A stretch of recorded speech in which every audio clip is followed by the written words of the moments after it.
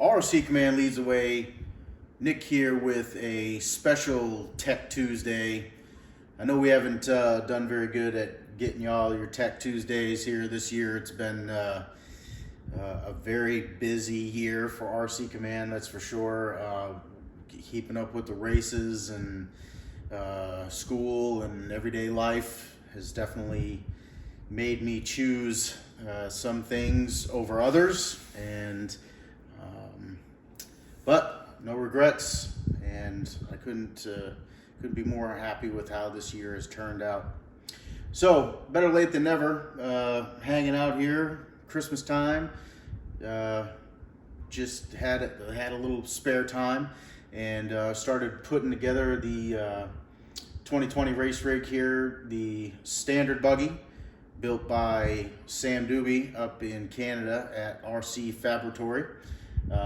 Sam has hit the nail on the head exactly what I wanted in this buggy, and we're going to get into that. There's going to be a lot of tech, a lot of videos on this buggy, but today with this video I just wanted to talk some tech and kind of two major things that we did, we came up with and Sam, you know, kind of my idea, or Sam and I collaborating together, and then Sam ultimately designing and building the chassis around it. So two things I want to touch on today. One thing is something that Sam has been doing for the last few years, and that is running the motor forward in the chassis. If you get on and listen to Sam's interview on Racing on the Rocks, he talks about how, you know, a rock bouncer, a one-to-one rock bouncer motor is mounted up front, and he always just believed that that's the way it should be, and it's always really worked well for him. And I don't think he's wrong at all. I think he's absolutely right. Sam runs a Trailfinder 2 kind of divorced transmission transfer case type of setup with the motor mounted forward, and it has worked wonders for him in his last 2 or 3 buggies.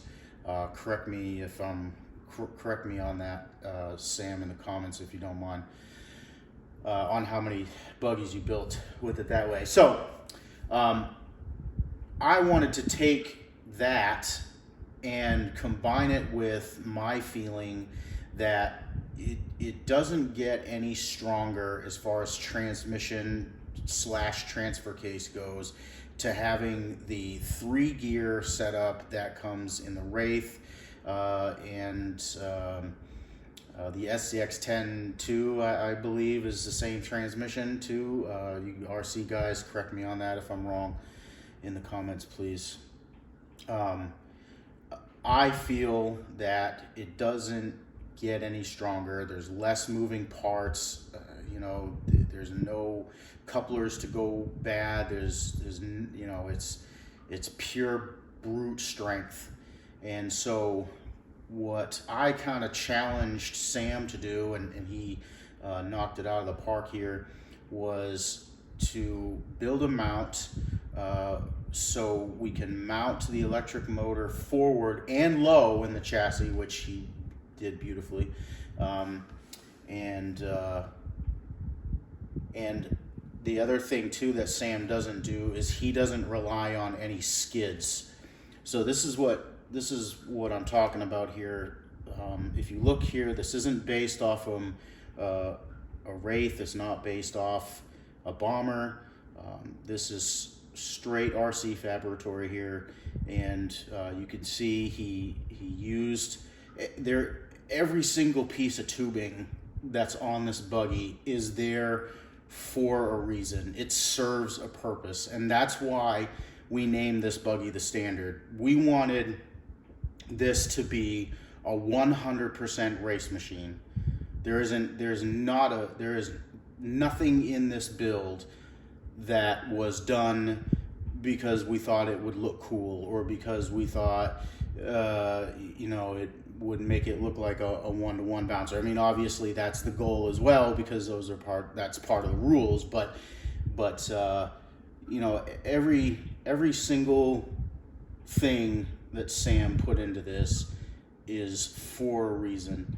So if you see here, the 4 bolts for the transmission, okay, and Sam's got you know, keeps the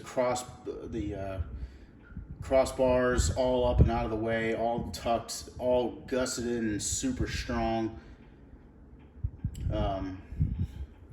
He built me, he welded tabs on for me because I am going to add a skid to cover up those bolts and keep everything you know, nice and flat and safe up underneath there anyway. But that is exactly what I envisioned in my head, and he just absolutely knocked it out of the park. So the transmission that's in this thing right now is super shafty, bomb proof, just the 5mm shafts. We've run those before. Again, super shafty has always supported RC Command. They've already always kind of liked what we're doing as far as RC rock bouncing goes, and you know, it's tough because you know, they've got to kind of please the masses. But I think if you have been paying a close attention to super shafty, they're really starting to get more into the Ultra 4, you know, and rock bouncing type specific parts, and very, very thankful that they've been so helpful, on top of producing the best, in my opinion, the best RC rock bouncing transmission you can buy in their bomb-proof transmission. But that's it for as far as that goes. We are going to stick with Castle. Been talking to Robert over there at Castle. They've got some things in the works I'm pretty interested in. Some different size motors that we've been talking about, and I've been trying to lay down a more specific RC rock bouncing burn for our Mamba X. So that's in the makings for this thing too. But you know, this video is already longer than I wanted it to be, but I'm just so excited about this build, guys. I you know, I was talking to Sam the other day, and he's like, dude, you just look like you were happy, and I am, Sam. I really am, dude. You know, I can't express how thankful I am that you, because I know that you don't, you know, Sam doesn't build a lot of buggies for a lot of people, you know, and I'm just very thankful that he decided to collaborate on this with me. And again, Sam, I couldn't be happier, and you've exceeded my expectations by far. So last little Tech Tuesday video here. Again, sorry we've been slacking on that, y'all, but you know, big changes coming with 2020. I hope to be a little bit better off as far as you know, we're going to be trying some new things video wise. I am going to have myself a nice shop with a place to do this where it's professional looking, and try to give you guys you know, what you deserve as far as coverage goes. So that's it, everybody. Merry, Merry, Merry Christmas. God bless all y'all. We'll see you soon. RC Command leads the way.